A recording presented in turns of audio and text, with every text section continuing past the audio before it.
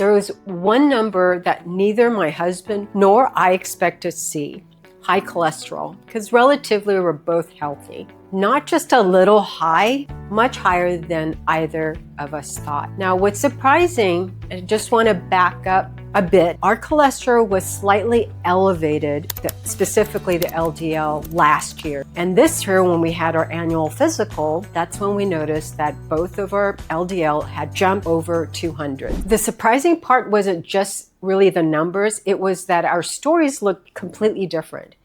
I'm a registered nurse. I know about high cholesterol.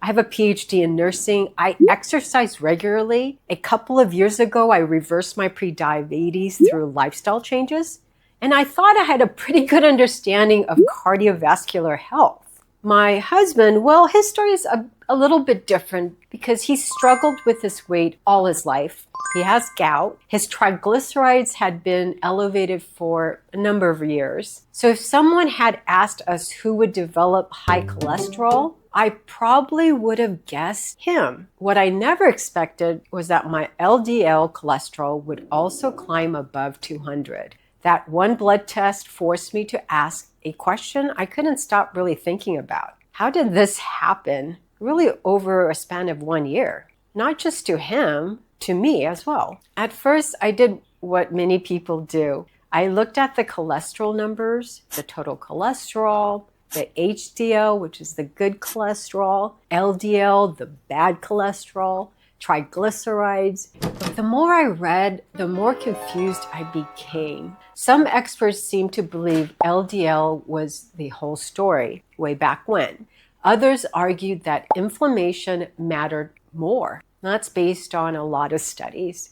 Some focused on insulin resistance, and others talked about genetics, and that will be played out later in the videos. Then there were people saying cholesterol wasn't even the real problem. As both a nurse and a researcher, I realized something. When experts disagree, the answer usually isn't choosing sides, it's asking better questions. So instead of asking, well, should I take statin? I started asking, what am I missing? What actually causes heart disease? Why do some people have heart attacks with normal cholesterol, while others live their entire lives with high cholesterol? And is LDL enough? Or is there something underneath it that we're not measuring?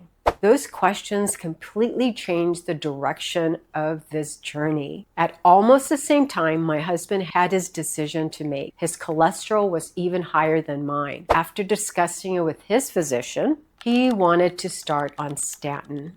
But I chose a different path, not because I was against medication, and certainly not because I thought I knew better than the doctor. The literature shows that statins do help lower cholesterol. I simply wanted more information before making my own decision. I wanted to understand my individual risk. So I asked for tests that have never been ordered before, and which the doctor also recommended, which are the ApoB, the lipoprotein A, and a coronary artery calcium scan. I wanted to know, was cholesterol actually damaging my arteries, or was there more to the story? Was I developing plaque inside my arteries?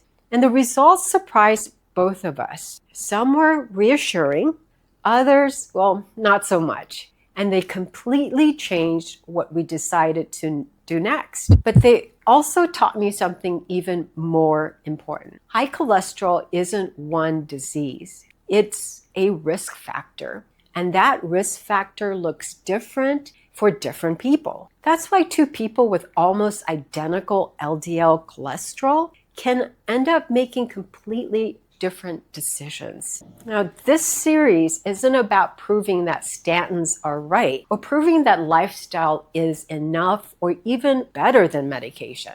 It's also not about telling you what you should do. Every person has a different medical history, different genetics, as you'll find out, different risk factors, well, and also different life priorities. Instead, this is our journey, one couple, two different paths, one goal, to understand what the science actually says.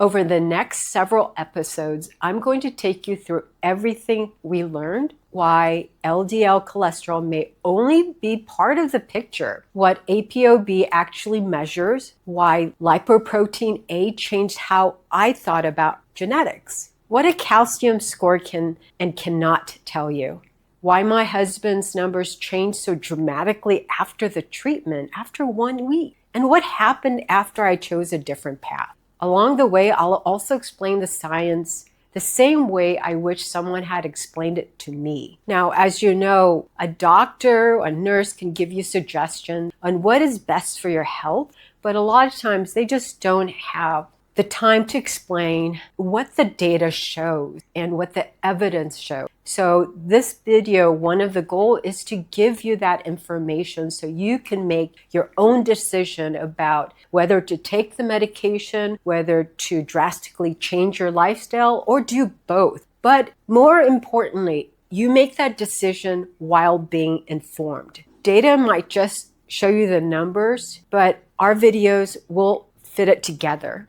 Because once you understand that, the decisions become much more clearer. If you've recently been told your cholesterol is high or you're trying to decide what to do next, I hope you'll come along with us because we're going through the same thing. Because this isn't really a story about cholesterol. It's a story about learning how to make better health decisions using evidence instead of fear or the media or the influencers. In the next episode, we're going to start with a question that changed everything for me. If LDL isn't the whole story, what exactly is ApoB and why are more and more cardiologists paying attention to it?